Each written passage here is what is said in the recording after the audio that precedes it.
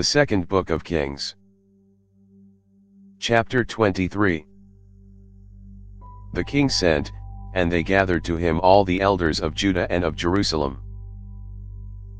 The king went up to Yahweh's house, and all the men of Judah and all the inhabitants of Jerusalem with him, with the priests, the prophets, and all the people, both small and great, and he read in their hearing all the words of the book of the covenant which was found in Yahweh's house. The king stood by the pillar, and made a covenant before Yahweh, to walk after Yahweh, and to keep his commandments, his testimonies, and his statutes, with all his heart, and all his soul, to confirm the words of this covenant that were written in this book, and all the people agreed to the covenant. The king commanded Hilkiah the high priest, and the priests of the second order, and the keepers of the threshold, to bring out of Yahweh's temple all the vessels that were made for Baal, for the Asherah, and for all the army of the sky, and he burned them outside of Jerusalem in the fields of the Kidron, and carried their ashes to Bethel. He got rid of the idolatrous priests, whom the kings of Judah had ordained to burn incense in the high places in the cities of Judah, and in the places around Jerusalem, those also who burned incense to Baal, to the sun, and to the moon, and to the planets, and to all the army of the sky. He brought out the Asherah from Yahweh's house, outside of Jerusalem, to the brook Kidron, and burned it at the brook Kidron, and beat it to dust, and cast its dust on the graves of the common people. He broke down the houses of the male shrine prostitutes that were in Yahweh's house, where the women wove hangings for the Asherah. He brought all the priests out of the cities of Judah, and defiled the high places where the priests had burned incense, from Geba to Beersheba, and he broke down the high places of the gates that were at the entrance of the gate of Joshua the governor of the city, which were on a man's left hand at the gate of the city. Nevertheless the priests of the high places didn't come up to Yahweh's altar in Jerusalem, but they ate unleavened bread among their brothers. He defiled Tophet, which is in the valley of the children of Hinnom, that no man might make his son or his daughter to pass through the fire to Molech. He took away the horses that the kings of Judah had given to the sun, at the entrance of Yahweh's house, by the room of Nathan Melech the officer, who was in the court, and he burned the chariots of the sun with fire. The king broke down the altars that were on the roof of the upper room of Ahaz, which the kings of Judah had made, and the altars which Manasseh had made in the two courts of Yahweh's house, and beat them down from there, and cast their dust into the brook Kidron.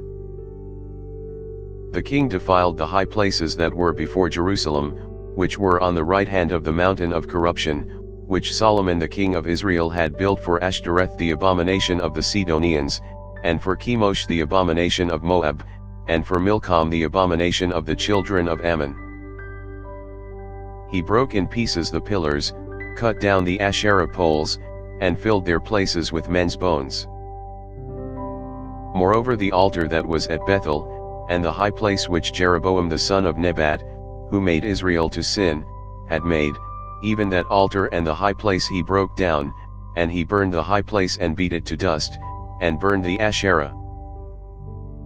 As Josiah turned himself, he spied the tombs that were there in the mountain, and he sent, and took the bones out of the tombs, and burned them on the altar, and defiled it, according to Yahweh's word which the man of God proclaimed, who proclaimed these things.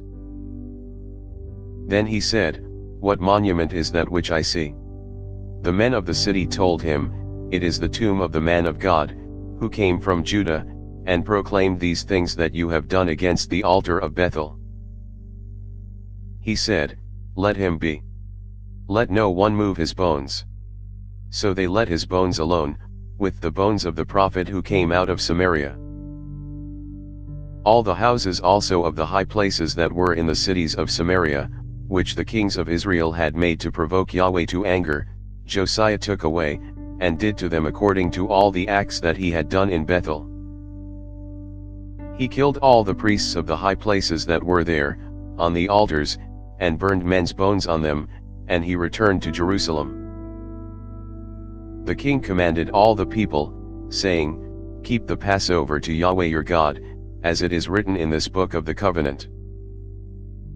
Surely there was not kept such a Passover from the days of the judges who judged Israel, nor in all the days of the kings of Israel, nor of the kings of Judah. But in the 18th year of King Josiah, this Passover was kept to Yahweh in Jerusalem. Moreover, Josiah removed those who had familiar spirits, the wizards, and the teraphim, and the idols, and all the abominations that were seen in the land of Judah and in Jerusalem, that he might confirm the words of the law which were written in the book that Hilkiah the priest found in Yahweh's house. There was no king like him before him, who turned to Yahweh with all his heart, and with all his soul, and with all his might, according to all the law of Moses, and there was none like him who arose after him. Notwithstanding, Yahweh didn't turn from the fierceness of his great wrath, with which his anger burned against Judah, because of all the provocation with which Manasseh had provoked him. Yahweh said, I will also remove Judah out of my sight, as I have removed Israel, and I will cast off the city which I have chosen, even Jerusalem, and the house of which I said, my name shall be there. Now the rest of the acts of Josiah, and all that he did, aren't they written in the book of the Chronicles of the kings of Judah? In his days Pharaoh Necho king of Egypt went up against the king of Assyria to the river Euphrates, and King Josiah went against him, and Pharaoh Necho killed him at Megiddo, when he had seen him. His servants carried him in a chariot dead from Megiddo, and brought him to Jerusalem, and buried him in his own tomb. The people of the land took Jehoahaz the son of Josiah, and anointed him, and made him king in his father's place. Jehoahaz was 23 years old when he began to reign, and he reigned 3 months in Jerusalem. His mother's name was Hamutal the daughter of Jeremiah of Libnah. He did that which was evil in Yahweh's sight, according to all that his fathers had done. Pharaoh Necho put him in bonds at Riblah in the land of Hamath, that he might not reign in Jerusalem, and put the land to a tribute of 100 talents of silver, and a talent of gold. Pharaoh Necho made Eliakim the son of Josiah king in the place of Josiah his father, and changed his name to Jehoiakim, but he took Jehoahaz away, and he came to Egypt and died there. Jehoiakim gave the silver and the gold to Pharaoh, but he taxed the land to give the money according to the commandment of Pharaoh.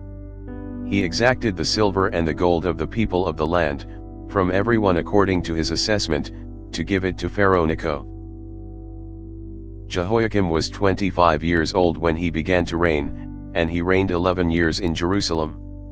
His mother's name was Zebidah the daughter of Pedaiah of Ramah. He did that which was evil in Yahweh's sight, according to all that his fathers had done. Thanks for listening.